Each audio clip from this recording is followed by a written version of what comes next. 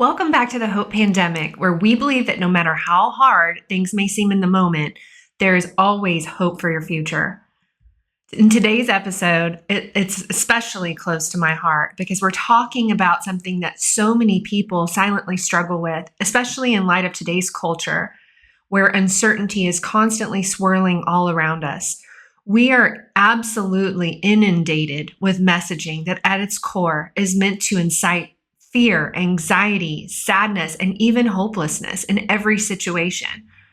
Personally, over the past 6 to 8 months, I've spoken to many people in my professional and personal spheres and my community and church spheres who have admitted that they often battle thoughts of doom, sadness, anxiety that even borders anger. Well, I wanted to do something about that. And it's why I've brought on my first guest to share professional insight and practical tips for creating a thriving mindset in light of today's current events. And what's even better, how to align our thoughts, our words, and our beliefs to what God says is true about us so that we can not only endure, but we can actually live life and life more abundantly, even in crazy times like this. So the Bible talks about us being overcomers. We're even called more than conquerors. But how do you reconcile that in the day-to-day of living when the world is screaming at you and Jesus speaks in a still small voice? How do we realign our thinking and focus on our knowing our true identity when we're going through these tough times? My guest is a licensed therapist, and she has developed a powerful course blending cognitive behavioral therapy with a biblical worldview. And if you don't know what that is, stick around because she's going to explain everything to you. But it's designed specifically for Christians who are feeling stuck, overwhelmed, or even unseen by others around them. So whether you're battling anxiety, anger, depression, shame, grief, or you just feel like you're losing the fight in your mind, this conversation is for you. If therapy has felt out of reach due to cost, or it's not accessible to you, or perhaps there's a stigma, this episode could be a breakthrough moment for you. I want you to listen intently to the full episode because I believe that God is going to deposit His truth into your mindset today. So let's dive in to a conversation about healing, faith, and practical hope. Kimberly, I am so glad you're here. I cannot wait for what you're going to share with the listeners today. You have developed this course, and it has really been a labor of love for God's people.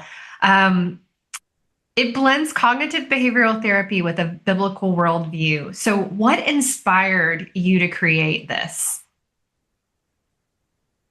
Well, first of all, I'm so grateful to be here, Jessica. This is an honor, an absolute honor that we are here today and that I get to be in this sacred conversation with you and to be in this place of being your very first guest. It is just going to be awesome. So with that said, what inspired me to create the Christian Method, my online course, was actually a couple of things. One being my absolute love for people, the other being my incredible, unwavering love for our Lord, and then seeing my profession as the vehicle to get messages to more people. I always felt for many, many years that I had more. I had more in me to give, and I wanted to reach more people. And so God helped me get to that place. That's wonderful. So, give us a little bit of an overview of what this course looks like. And I want you guys to stay in touch and listen in intently because if you've never heard about cognitive behavioral therapy before, we want to explain that to you so that we can help you understand how God uses your brain to live a healthier, more abundant life. Yes. Okay, so cognitive behavioral therapy, like you said, if some people have not heard of that, it's the number one modality of therapy. So every therapist either knows about it or has been intensely trained in that area. It's the most effective. It's been around probably the longest, I believe. And although it's not simple to necessarily to learn and to live out, it's not so complex that people can't follow it. And a lot of the modalities that we learn can tend to be that way. So At its essence, what it's doing is helping people to be aware of their thoughts, whether they are healthy or unhealthy, and be able to see the connection between their thoughts and their feelings and their choices and their physical body. Excellent. So what are some, when you're saying be aware of their thoughts, how would you define some of the thought patterns that people find themselves in on a day-to-day basis, or maybe even stuck in? So it's such a great question because, we have 60 to 80,000 thoughts in a day on average, which is a ton, right? And so when you think about the idea of being more aware of your thoughts, and then you take that research point, you say, "Oh my gosh, that's impossible." And it is. There's no way you're going to be aware of all those thoughts, but there are automatic thoughts that every single human has, whether it's something you experience when you are happy, when you are proud of an accomplishment, when you're angry, or when you're sad or disappointed. We tend to have these very unique thoughts to us. And so the number one step really in understanding CBT, or at least where I start it from, is you have to understand what a thought is, as basic as that sounds. All it takes is one day of listening to people talk or listening to media, and you realize that people interchange thoughts and feelings constantly. That's fascinating. I It kind really of is. I kind of view it as like you have these different emotions, and I think we need to say that all of our emotions are given to us by God Yes. to live a fulfilling life and to express things that need expressing from our mind and our body out. But it's like if you work out your bicep muscle too much, you'll have a huge bicep muscle or an emotion that you lean heavily towards, when in reality, we should be balanced in all of our emotions. So I love that you're teaching people how to do that and how to be aware of what they're thinking. It's incredible to me that we can have that many thoughts in a day, and that's probably without social media and TV and streaming and everything. So you add in all of these environmental stressors, Mm-hmm. and I can imagine that that would play a huge part in what you're processing and how you're processing. Right. Right. And that doesn't even that statistic doesn't even include decision making. Wow. Yeah. There's a whole other thousands. I want to say it's like in the range of like 20 to 30,000 decisions that a person makes in a day. Well, I think that that points to, I can get overwhelmed at that number. But Yeah, at the same time, it points to how incredible our minds are, that we make so many decisions without even thinking. right. So I guess where I want to go with that is, we're constantly processing, around us and internally and in the day to day. How can you tell if someone is processing something that's more than just, maybe something that's like a spiritual dry season, or, just having a bad day, versus someone who may be struggling with mental health? Okay. So, well, like you said, a bad day, to put it very simply, can begin and end that way. It Mhm. can. They can have just a really challenging day where things just aren't going the way that they want it to. And by the next day, things seem to be, pivoting in a different direction. When it's a dry season, a spiritually dry season, most believers, even though it doesn't feel the way that they want it to feel, and they kind of indicate that that intimacy with the Lord is different than what they'd want it to be, they still see Him in their lives. They still see Him working. They're still communicating. When you're going through like a true clinical mental health episode, number one, it means that your symptoms have they've been on board for at least 14 days. You've Okay. consistently had symptoms for at least 2 weeks. And what goes along with that, most people know some of the basic symptoms of depression or anxiety, and they overlap a lot. What they don't always notice in themselves, actually very rarely do they, is that along with that, they have distorted thinking. And it's very, very obvious to someone else who might be listening. To them, they think the world is negative. Nothing good is happening. I feel awful. I don't like my life anymore. Everybody's upset with me all the time. I Mm. look horrible, right? They think those things are reality, but other people looking at them are really confused and perplexed. Like, why all of a sudden do you see things so negatively? Like it's just the automatic default. And so, yes, it does take a trained person to really truly understand that and to be able to help someone navigate to the next step. But even on a more uh, common level for people, that's how someone would know. This is not just a dry season because I am not only not experiencing God, I'm not experiencing any level of joy. Mm. And joy, as we know, is an emotion, but it doesn't always manifest as like this exuberant excitement. Joy can be very just calm and peaceful, but it's what you know. You know that things are going to get better. You know that hope is still available. You know that getting help is going to change things. And sometimes that's just completely absent. Gosh. Yeah, that's good. So how when you have someone that's maybe someone that's considering, working with you in some capacity, that when you get into the world of psychology and mental health, there are a lot of different niches within that. Mhm. How do you explain CBT for Christians, especially for people who are really, I mean, it could be someone that is maybe just a Sunday Christian, or maybe it's, someone who is actively involved in the church, but they can't seem to overcome a cycle of thinking. How do you help them discern the difference between other therapy modalities and CBT?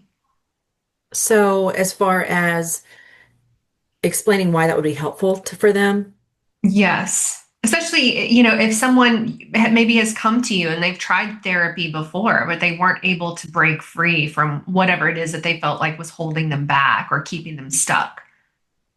mm, um, so I think I would probably lean on my hallmark verse of not just my life, but of the Christian method, which is Romans 12:2. There's so much packed into that when it is not, there's none of that is saying if, it's saying do not conform to the patterns of this world, but be transformed by the renewing of your mind. And then it goes on even more. Like if that's not enough, it says, so that you will be able to attest and approve to God's good, pleasing, and perfect will. And for me, that just wraps up this idea that not only is it part of what Jesus said was one of the greatest commandments is to love the Lord your God with all your heart, soul, mind, and strength, but that now later on Paul is telling us you need to really take charge of your mind. Yes. You're understanding that your thought life is going to control everything else about you is pretty mandatory because it's a given that there are patterns of this world. Every generation would agree to that. There's always been some kind of patterns. They tend to be negative. They tend to highlight sin. And CBT helps us to really understand that putting God in the driver's seat, putting God in that core authority spot that only He's worthy of, saying, okay, I see that these patterns are here, and now I know what my patterns are. How do I think like you? Exactly. Exactly. Um, as you were saying that, I was like getting this vision of someone that was wearing glasses, and it's like you just have to give them a new prescription. You have to give them a new 100%. way to Hmm. see what they're seeing. And it's so important because, everything really, if you're telling me that we have anywhere from 20 to 80,000 thoughts in a day, that tells me that everything is originated in the mind, in your thinking. Hmm. So I see, the Bible as being the line that we walk, that we measure everything to and say, is what I'm thinking right now, does it truly line up with what Jesus is saying about me, about my future, about the world around me, and how to see those things through his lens and not ours. Right. So, um, give me an example of kind of a skill that you would teach someone who is interested in CBT or, is interested in your course specifically. So There's a couple that come to mind, and if we have time, we can do both of those. But I think one that I've used in classes and audiences in the past that is really helpful in realizing that you can de-escalate your feelings without depending on anybody else to do that, because that's a common distortion that we have, is that we need someone else, we need some other stimuli to be able to self-soothe. No, Mm. I don't mean that from the believing aspect of we need the Lord. We absolutely do.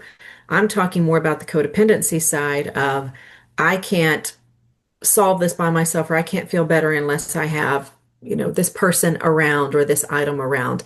And we need to be more self-reliant in that sense because our thoughts, there are thoughts. I Right. don't mean that we bring every single one on because we do not. Hmm. But we have the responsibility to do something with those thoughts, to steward them, to release them, to entertain them, right? And so, um, one of the skills that I teach is called the 5, 4, 3, 2, 1. It Okay. really focuses more on like a mindfulness side of how am I feeling and how do I change how I'm feeling without needing something else.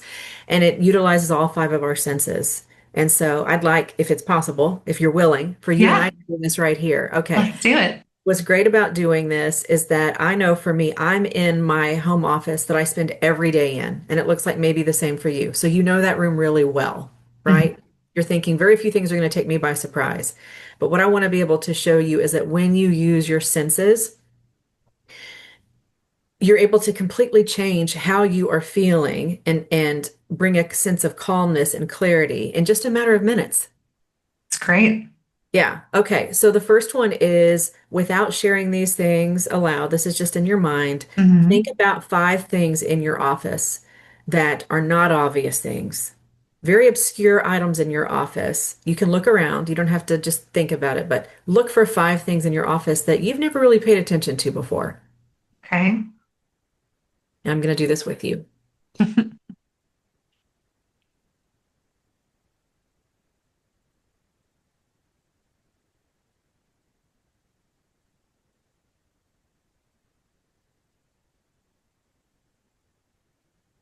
Okay. The next one is 4 things that you feel, but these are not emotions. This time it's really focusing on things that your body feels.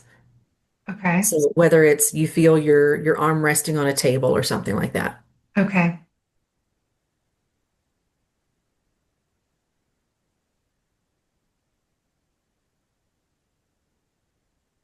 Got it. Okay. The next one is 3 things that you hear.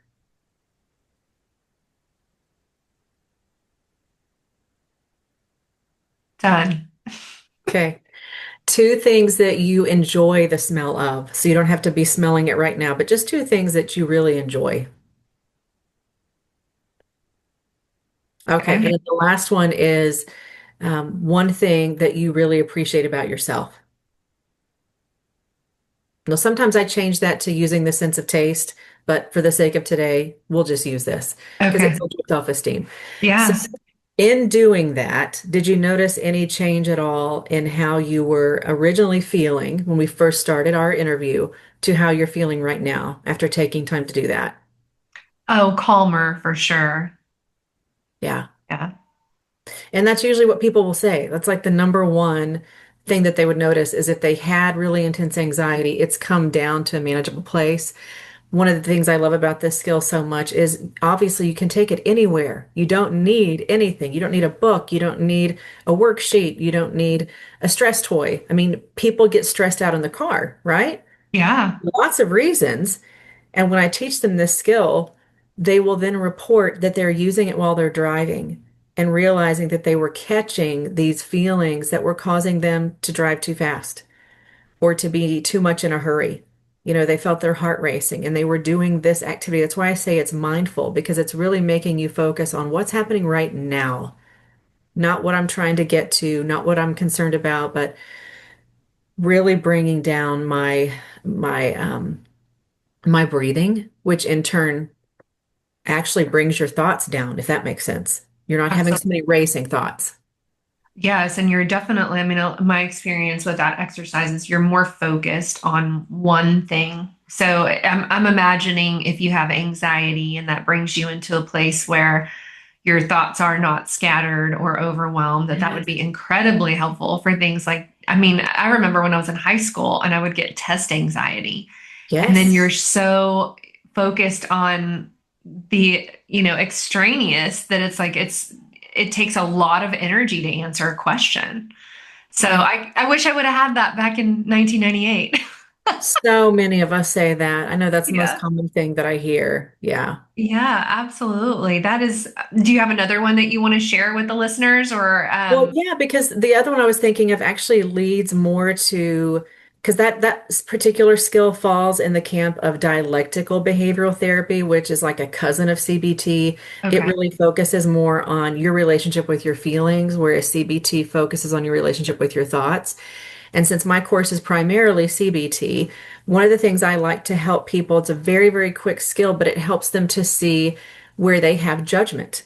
And the reason why I want to highlight judgment is because in the 10 distortions that I'm teaching people that they probably have, Hmm. they're seeing that they have judgments. And as Interesting. believers, that is a complicated relationship or term for us. Like we could probably have an entire discussion, you and I, on judgment as believers, right? There's good kind, there's negative kind, there's some people that say you shouldn't judge at all of that. But the Right. truth is, let's just be honest, everybody judges. And the fact that you have a judgment, whether it's about yourself or someone else or the world, that's what causes us to fall into the categories of assuming, Mm. fortune telling, mind reading, all of those things that are very primary distortions. And I want people, when they immediately like reject that and say, oh, I don't think I do that. I really don't think I do that. I'll say, okay, no problem. Let's just do this skill and I'll help you to see whether you have automatic judgments about things. And so I love just using practical things, you know? And so I'm sitting here at my desk and I'm just Hmm. looking around and I'm just going to grab something. Okay? We can even do this, you know, here on online. So you see this item that I'm holding. And on purpose, I'm not going to show you anything about it. I'm not going to show you the label.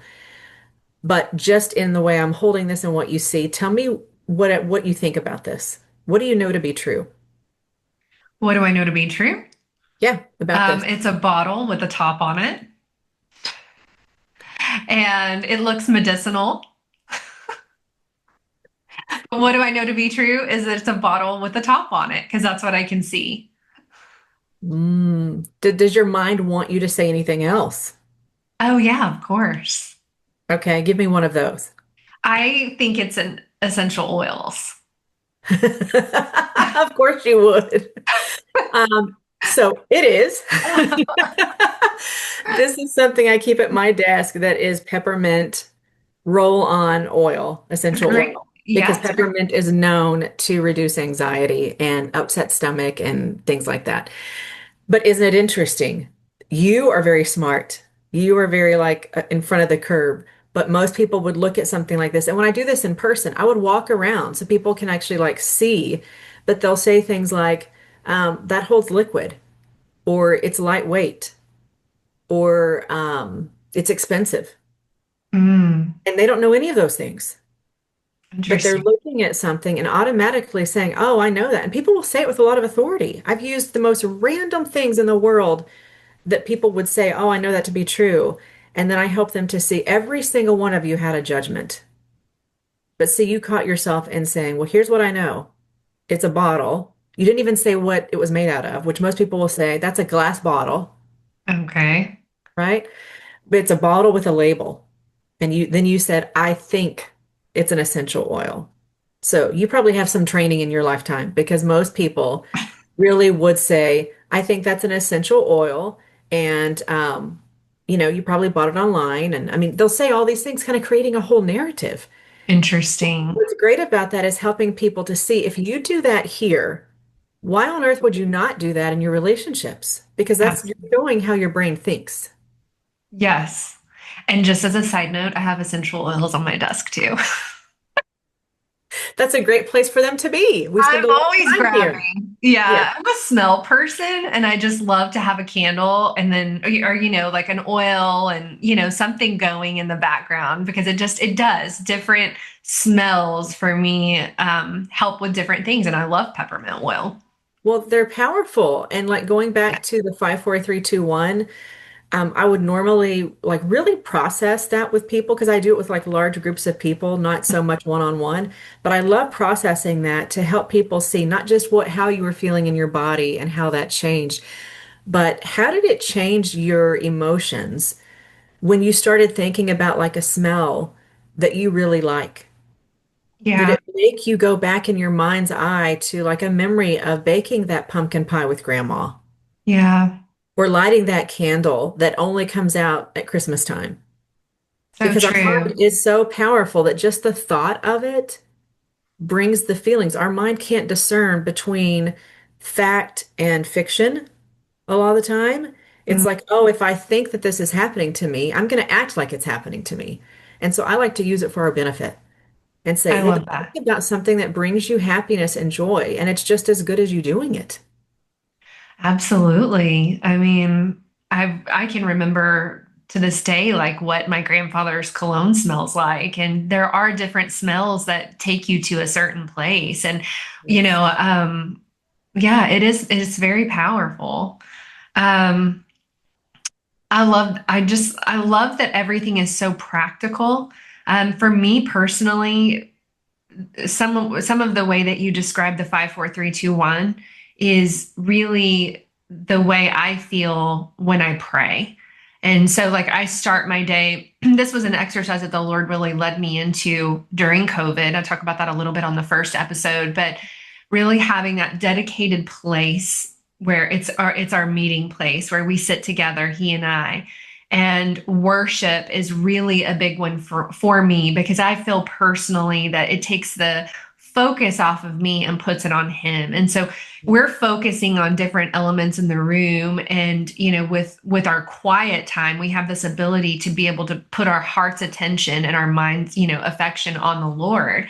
And Yes. I feel a lot of what I felt when you led me through that first skill was the same that I feel when I'm worshiping and when I'm praying, and just that quiet calm.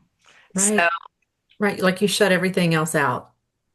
yes, he really does that. If we can, develop the discipline of carving out that time. And I know I get that you can't do that in the car on the way to work, but I love that you can help people by giving them a strategy that they can just implement in the moment that helps get them through maybe like a bump in the road. Right, right. And it's so it reminds me when you say that so much of, when people really struggle with the term mindful or mindfulness. I Yes. have a whole lesson in my course that really debunks that idea because I think there's too many terms that psychology has through, you know, different ways, different avenues. It's gotten a bad reputation about something. The skill sounds very new age. I was going to say that. I was like, it always sounds like you get that vision of your legs are crossed and you've got your, And what a, right, and you're channeling somebody else. yeah. But what I say is you, and I use a lot of scripture to back this up, but anyone who knows the Lord and really has studied the life of Jesus would absolutely agree with me. Mhm. He taught mindfulness. He embodied mindfulness. Every time he was engaging with someone, nothing else mattered. Yes. Nothing else mattered. He made them feel like there's all these people watching me and literally trying to trap me in what I'm doing, but I'm here for you, the woman Power. at the well. I'm here for you, Nathaniel. I'm here for you, the man at the pool, right? Every single encounter is like, you're the one that matters. And then furthermore, how many times when all this commotion is going on and he's saying, time out, I've got to go pray. Keep on doing what you're doing, but I've got to go do this because I can't do the rest of my ministry without touching base.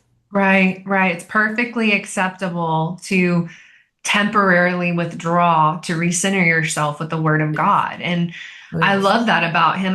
The Chosen does a really good job with that because, he's gone off and disappeared, so to speak. And then you see these vignettes of his disciples and how they're dealing with their emotions about him not being around. And Right. and then they find him somewhere helping some individual, or he comes back, and you can Mhm. tell that his count, when he pours out, he's depleted. And when he comes back, his countenance is peace again. So It's very Right. powerful how they illustrated that in that series. Mhm. Um, you know, I want to talk about for those who may feel like their hope is less right now. I don't think, we just had a a person give a message at our church this past week on, and he's a CBT therapist as well. But he talked about how we are never completely lost of hope, but we can fluctuate in seasons where we seem to have more hope and we seem to have less hope. So, what would you say to someone who is really sitting in that space right now? Maybe their hope tank is near empty. Um, Maybe they're battling thoughts like God doesn't hear me, or I don't feel like the circumstances are changing, or I'm praying and not getting an answer. Just things like, I would say, like a restlessness that can cause hope to feel deferred. But we know feelings are not facts. So, what would you typically say to someone like that? Well, you said it already. I mean, that's what I would lead with is helping people to find that victory and understanding that yes, your feelings are natural and they're normal and that's not the problem, but they number one cannot be your authority and they're not based in fact Mm, because they come from your thoughts and the majority of our thoughts are distorted unless you are actively training yourself to reprogram your thoughts. You're distorted most of the time, unfortunately. I mean, I hate breaking that news to people, but at the same time, I enjoy telling people because it says, hey, there's a better way. I can help yes. you to get to the other side of this. So there's a lot of things to say about that, but I would say, having a lack of hope from time to time, that's normal. It's very normal because we know how the enemy works, and he really preys on the times that we are doubting or we are depressed or we're distracted. But if you are without hope for longer periods of time, like I said, around the 2 week mark, or even, something along those lines, then you're missing out on the life that God has. He has not promised that we were not going to have trouble. In fact, it was the exact opposite. He said, in this world, you are going to have tribulation, Hmm. but take heart. That's what I love about that verse. But take heart, for I have overcome the world. To me, that just screams hope. If you don't Yeah. have hope, you're Yeah. not remembering what I've done. And so, what I would say to that person is normalize or validate that feeling. I get it, and we're going to experience that. But if you are without hope, something really is wrong. Mm. Because as believers, that's the one thing that we need to have all the time, Yes, no matter absolutely. what the situation is, because it doesn't depend on us. We didn't do anything to create hope. His name is Jesus. Yes. We did all of it. So if we're missing that, we need help. We need someone to come alongside of us, preferably a professional to help someone really see what is it that you're telling yourself that you're giving authority to Hmm. that's causing you to just lose the idea of all of the promises, the 7,000 promises plus that God has given us in His Word. It's good. Can you share, kind of a common, I know we've kind of talked about this already, but let's highlight a very common distortion that believers sometimes battle. So I think, I think some of the more common ones that I hear center around the idea that God isn't listening, Mm. that God is holding back. He's holding something from them because the distortion is not about him. It's never, it never falls with him. But the Yeah. distortion might be that I deserve this. This should be happening, or why is this happening to me? And therefore, that primary pervasive thought is he's holding back. When the truth of the matter is, he's consistent. He Yes. never changes, and we're the ones who always change. Um, they have thoughts around their identity. Huge. That's a huge thing. They have thoughts that are distorted about who they are, about who has the authority to define that for them, where it comes from. They tend to be much more externally focused on, even just in the general question of you meet somebody for the first time and you say, what do you do? Mm. Yeah. Right? Instead of asking something else, or even just asking that much later. we see it as if I'm not doing something, I'm not important. And Mm, so, and it's a very clever tactic of the enemy, but that's really where he wants to get us is who we are and who defines that for us. it's And good. so that's universal to all people, but Mm, obviously as believers, it's a much easier and more profound conversation to have because I can redirect them to their source of authority if they believe in the Bible. For people that are not believers, it's a little bit more challenging, but there are still universal truths that I can get people to be on board with, such as you have rights at being a human. right. Yeah. You have rights being someone who, you know, shares space on this planet with all these other people. And if any of us is deserving of something, then any of us, deserve to have love and respect and protection and shelter and provision and things like that. Absolutely. So, what would you say to someone? I know that, I mean, growing up in church and always having a presence in church, mental health is not something that is readily discussed. It's not, sometimes there can even be a social stigma around that. I think that there's a sliding scale culturally. We're told to embrace, I would say, like, this is my truth and this is just the way that I am. And I'm going to embrace this versus God's truth and understanding, how would you approach someone who maybe is in the church and, you know, they're struggling and they need support specifically, and maybe their church doesn't have those resources. You have to have a conversation with that person for that to take place, right? Many people hold these things very secretly. They're not going around telling people that they have shame regarding their mental health. They just do. And maybe they're not comfortable talking about that, so they call it something else. So the reason why it's difficult is at this time, and I'm working on this, it requires people like myself and like you to have some sort of a platform to be able to say, if you never come to talk to somebody about this, or if you go to the altar for prayer, but you're afraid to say what's really going on, let Mhm. me just debunk some things, Yeah. right? Like God created gifts in people to meet the needs of the body. Hmm. And I know this sounds so cliche because we talk about this all the time, but it really is true. I try to help people see if they were dealing with like a heart issue or, they broke their leg or anything like that, they wouldn't just stay at home and pray. Right. They would be in enough misery that they would, or fear, that they would say, I've got to go get seen. I've got to see what's going on and see what can be done about it. And they would tell their neighbors and they would go to the front for prayer. They wouldn't hide that. Right. And we just talked at the very beginning of this about how incredibly important your mind is. Yes. It's the most important muscle that we have. So, motivationally, I try to encourage people to really see what they're already doing. You're already taking care of these other parts of your body, and you would. If something was, an ailment, you would get help. Why is this any different?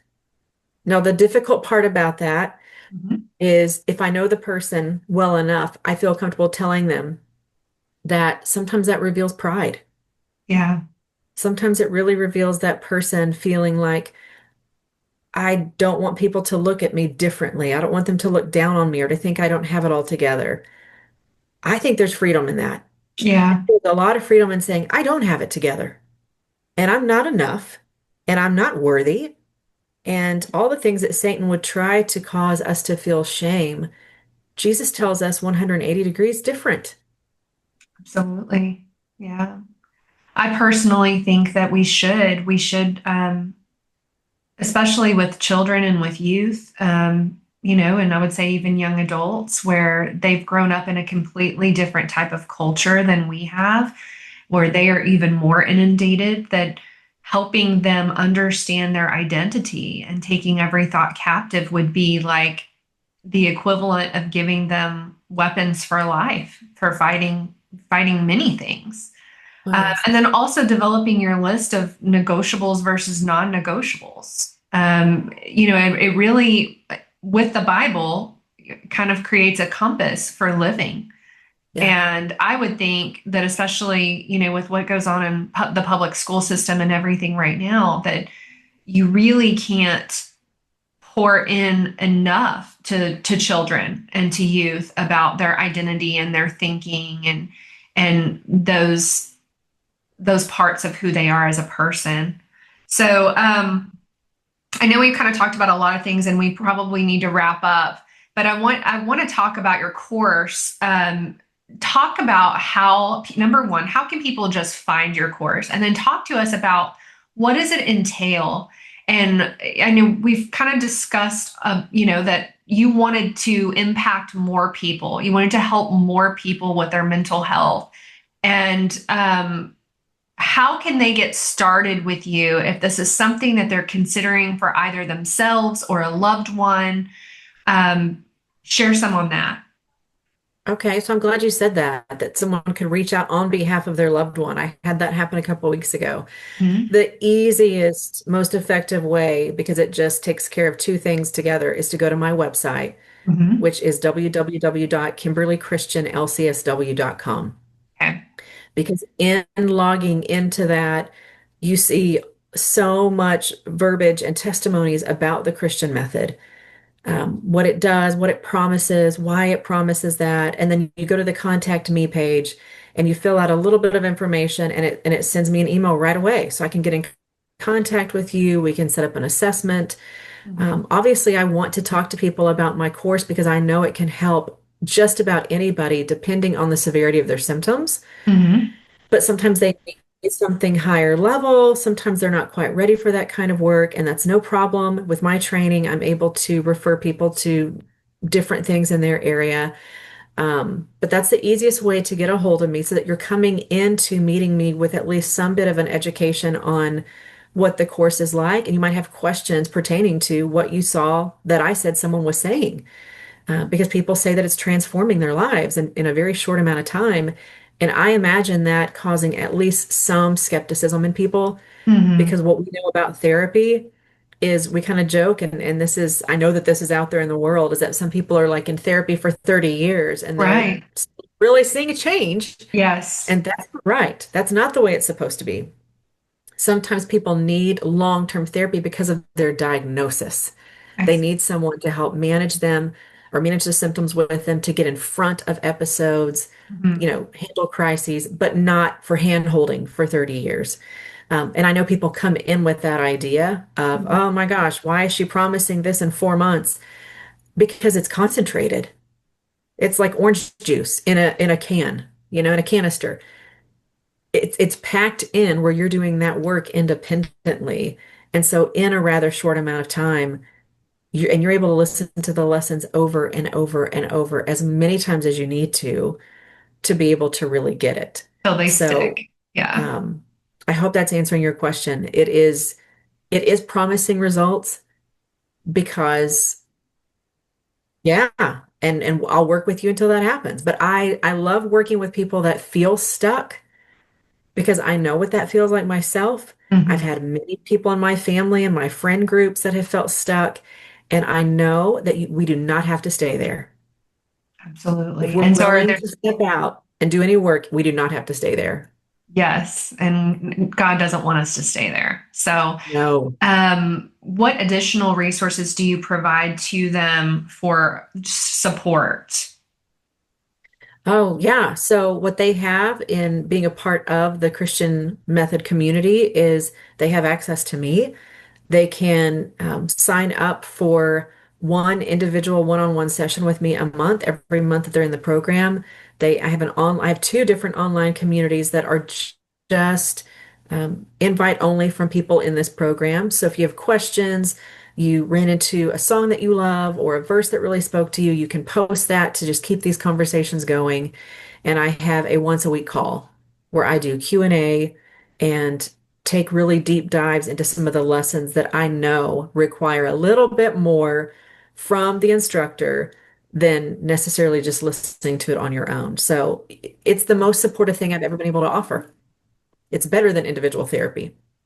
I think that's fantastic. And I love that they can access it. It's kind of like taking your vitamins every day. I think we focus so much on what we can see, but we're in faith, we're taking vitamins, trusting that they're going to help the rest of our body internally. And I really view your course as being a vitamin for your brain.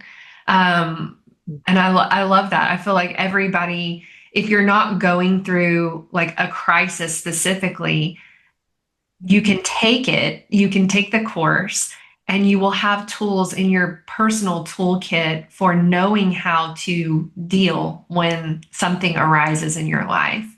So, just a very powerful tool. You mentioned before the call that you have had some interest in local churches that have been looking at this as a means of adopting it in as kind of like a Bible study. Is that right? Yes, yes, I'm very prayerful about that right now. It's part of the more, it's part Yeah. of one of the things that I think God showed me years ago is how are we going to reach more people?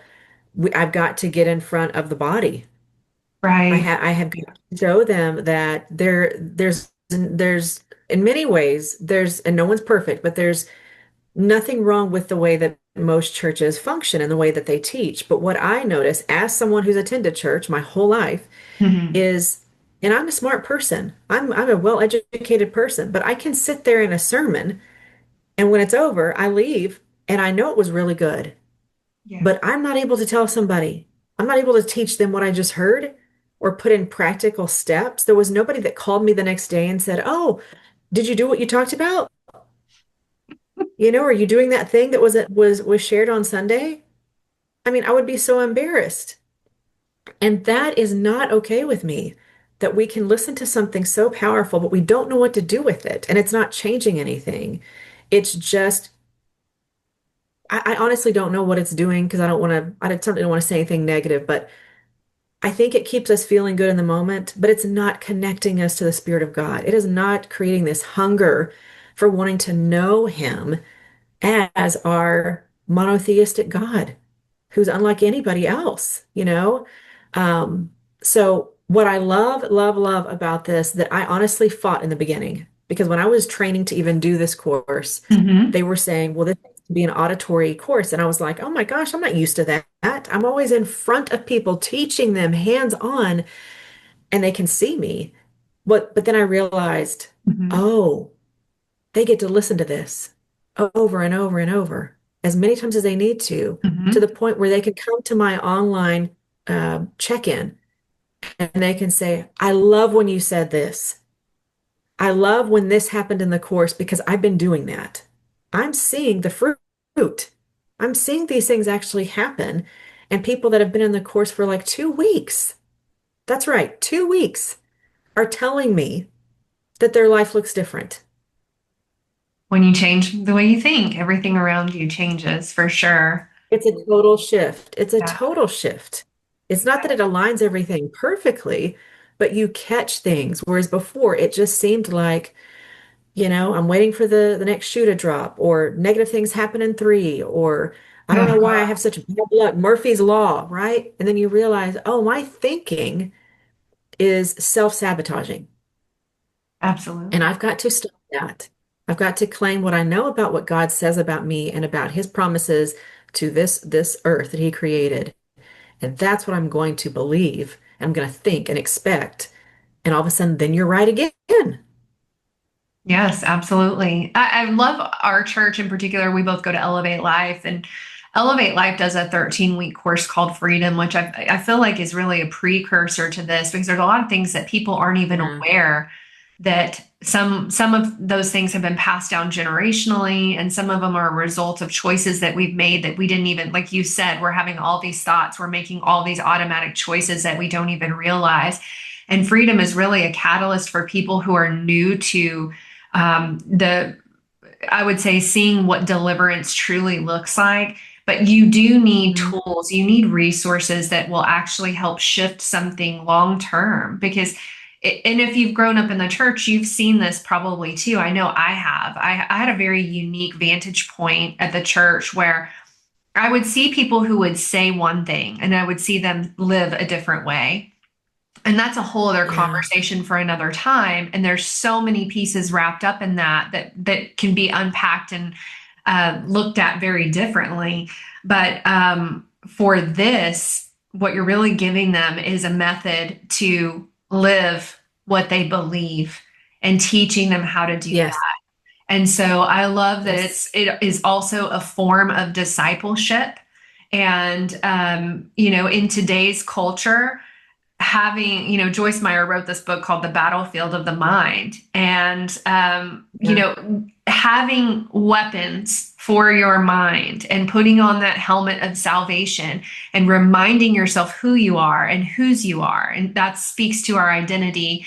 And then how do I live out my faith in this armor of God every day, that no matter what comes against me or what I approach, I can face it with a healthy mindset. And I love that you're teaching people that, and you're helping to set them free from things that, the world or their family or the enemy has thrust upon them in an effort to keep them honestly small. Because when you think about um, changing the way you think, you can become an unstoppable force for the kingdom of God. And when you believe, you can see more, you can seize more. And it is just, to me, it would be priceless. It is a powerful tool for today's time. And I'm going to be linking all of that information into the show notes so that if you're interested in this, if you want to do a deeper dive on becoming equipped with how to think according to a biblical worldview, thinking about you the way God sees you. I would love for you to get in touch with Kimberly for a free assessment and determine if this is your next best step. So, Kimberly, if you could close this up and say one thing to someone who might feel stuck in their mind right now, what would you want them to hear as we wrap up today? What would you really want them to take away today? I would really want people to hear that they are more powerful than they realize. They have more things at their disposal. They have the ability to tap into the throne of heaven, to um, ask for the impossible from a God who does the impossible.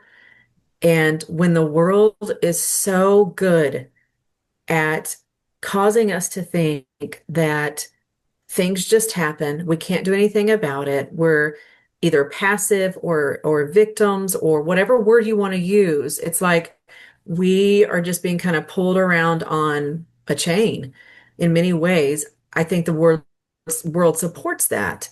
God doesn't say that. He is telling us that we have victory because of him and because of what he's done for us. And Amen. so what I want people to really hear is intentionality. If you are willing to be willing and you can be intentional, you can learn to be intentional, you are going to see that these skills that literally take about 4 to 5 months to really learn are going to be with you your whole life. They're not going to make life perfect. They're not going to make it easy. That is not what God has promised. But he has promised that he is going to walk with us and that he's going to allow every temptation to have at least one moment of rescue where he says, I'm providing you a way out. You could take it if you choose to, but we have got to be intentional about what we think about because what we think about leads to how we feel. It leads to what choices we make. It leads to how our body feels those feelings. Mhm. And that provides a lot of victory. But if we just let those things happen and all of those 60 to 80,000 thoughts just organically take over, we can be an utter mess and be miserable and ultimately not fulfill our calling. And every single one of us has something that just we are capable of achieving with him. And I know that I do not want the devil to have any victory in that, that Kimberly Christian was not successful in doing what I was created to do. And I want that for all of us, because it's like putting it in his face and saying, you do not get to define me. You do not get to tell me God created me. He has a purpose for my life, and I'm going to intentionally pursue that. And just remind people it's possible. It is so possible. If you don't have hope, just know that there are people like me, people like Jess, people like, you know, all kinds of people in your life probably that have enough hope for you, even if you don't have it. Yeah. Find somebody like that. Yes, don't do life alone. And you have to, this course No.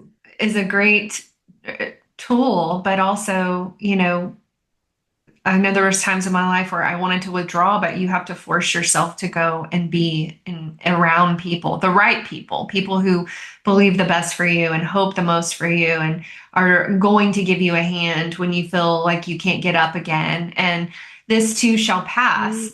But definitely don't isolate. Get into the right rooms and get into your local church. Call the friend, and never give up hope. Yes, I've enjoyed this time so much.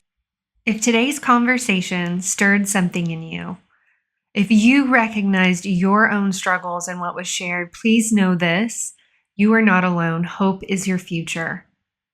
I think some of the most important takeaways are that healing is possible. Renewing your mind in alignment to God's word is a key to transformation, and that no matter what, we always have hope. So I'm so grateful to Kimberly for not only sharing her wisdom, but for creating a resource that's truly accessible, especially to those who feel stuck and unable to afford traditional therapy. So if you're ready to take the next step toward freedom in your mind and your spirit, I really want to encourage you to check out her course and book her complimentary assessment so that she can help you. You can get started at www.kimberlychristianlcsw.com. You can also find resources related to her talk today at thehopepandemic.com. I'm going to drop some information in the show notes, and we will get you pointed in the right direction. If this episode blessed you, share it with someone who needs it, because you never know whose life you just might touch by sending a little hope this way. And if you're enjoying this content, I want to invite you to like, subscribe, and drop your thoughts or your takeaways in the comments below. Your feedback helps me plan better to serve you weekly doses of hope here at the Hope Pandemic. Until next time, I'm Jessica Gillum.